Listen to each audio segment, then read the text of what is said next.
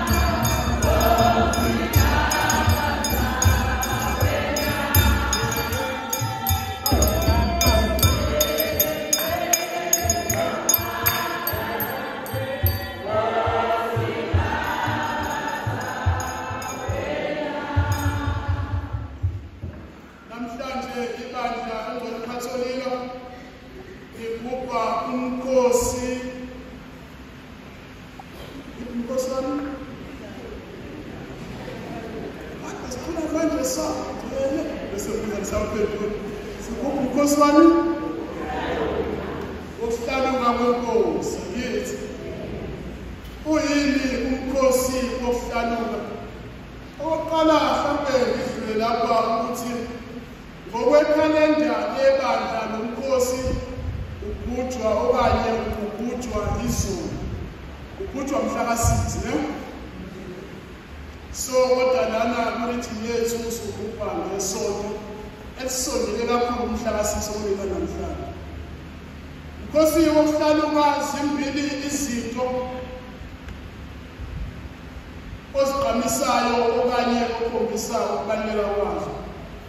Oqala ngomkhosi iwona ophetha inkathi kaKhisimusi, ne? So sukela namhlanje ntambama okanye kusasa azobe ngasekho lamakhandlela inkathi yokulindela uzobe ungasekho uqondo ngobani inkathi kaKhisimusi isiphelile.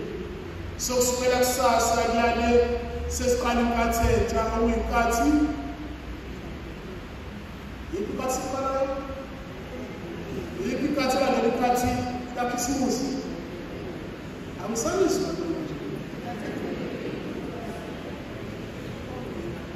fekwa inkathi yokulindela ukuza kwenkosi wazala kwayinkathi kaKhisimusi okanye inkathi yokuzala kwenkosi kulandela yephi?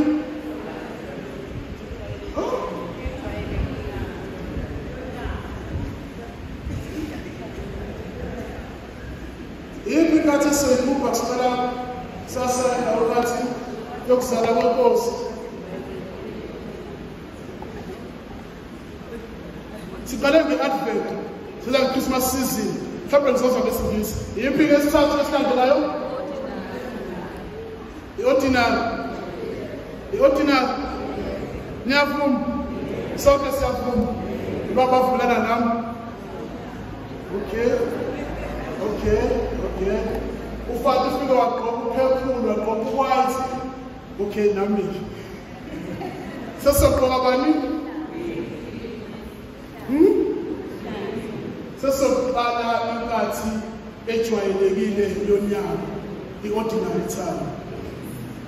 Inkathi umkhosi ukuhlaluka uhlukanisa inkathi yokuzala kwenkosi bese kuqala inkathi yani ejwayelekile. Angithi siyabusana impela lemkhathi elizini. Okwesibili ikuphi lokhu inkathi yokuhlaluka ekuyibona ekubhayo okanye esikhumbuzisa bona. Isikhumbuzisa izifihlakalo lapho uNkulunkulu ezibonakalisa uNkulunkulu bakhe kubantu bakhe. Ilapho uNkulunkulu eziveza uNkulunkulu kubantu bakhe ngendodana yakhe uJesu Kristu. Siyezwana ngithi? Ya, vision. Lokho sokubhayo ingangenzi njalo. Hlaluka sewukutsha ngomhla kabani? Uphetha yiphi inkathi? Uphetha yiphi inkathi?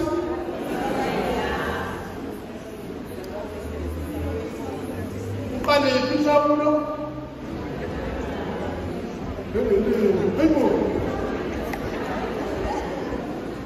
Bazalwane, mhlampe izifundo zanamhlanje okanye ivangeli ngokuloba kaMateyu zintathu izinto engifisa ukuba sizindle ngazo. Uma ngabe sizwa ngezazi, asitshelwa ukuthi lezazi obani amagamazo, asitshelwa ukuthi zazingaki. Kuphela-ke okujwayelekile-ke kuthiwe zazintathu ngenxa yokuthi zaletha izipho ey'ntathu. Kepha asitshele ukuthi lezazi zingaki.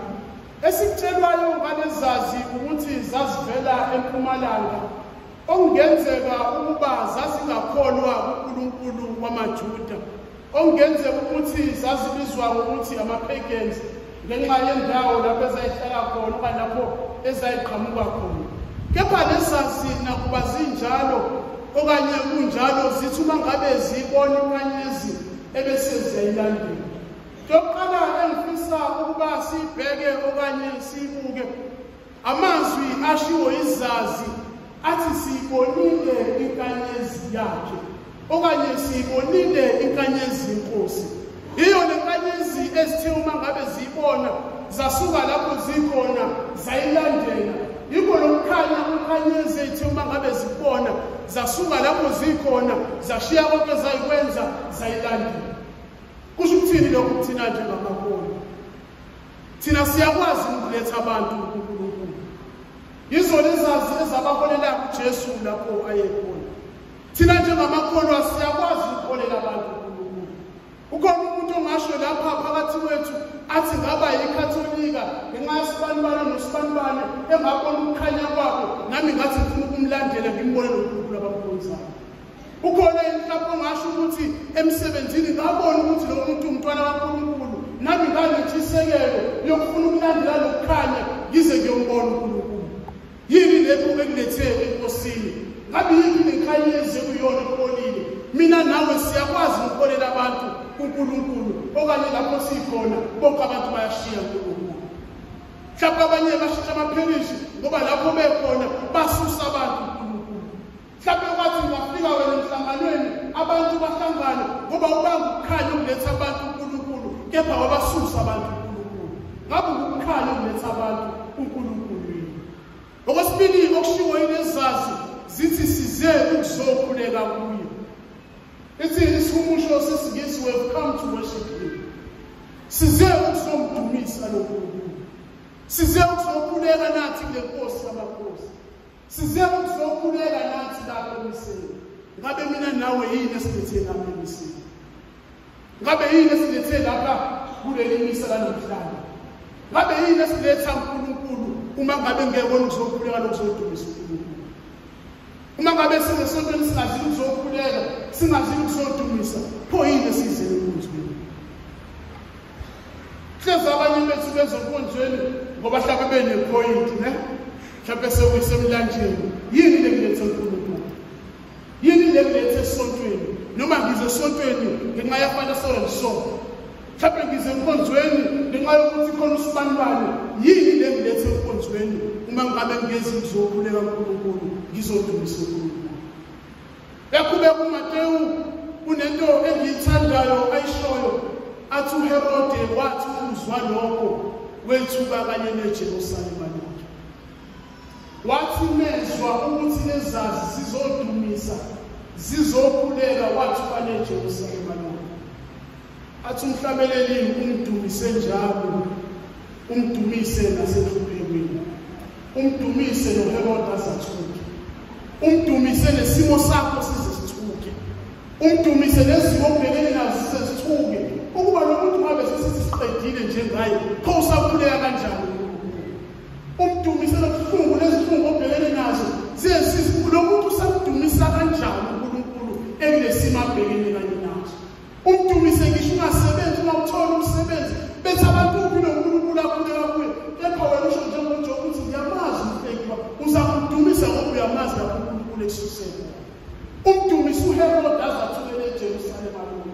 Umdumise sithi asizesithuke ukuba lo muntu siyamazi, akukho kumlungelayo, akukho kuhamba kahle empilweni yakhe, akukho kuhamba kahle emndenini wakhe, akukho kuhamba kahle enganeni zakhe, akukho kuhamba kahle emshadweni wakhe, akukho kuhamba kahle emabhizinisini akhe. Kepha uqhubeka umdumise ngoba uyamazi uNkulunkulu omdumisayo. Yaqhubeka uHerode abe nengxoxo kanye nalezazi azibuze ukuba abe ngaphela lo muntu ozelwe oyinkosi uza kusalelwaphi na? Athi hambani niye eJerusalema okanye hambani niye eBhethlehema nithi mangabe senimfumene ebese niyabuya nizongitshela nami ngoba ngifuna ukwenza njani, nami ngifuna ukuyokhuleka kuye.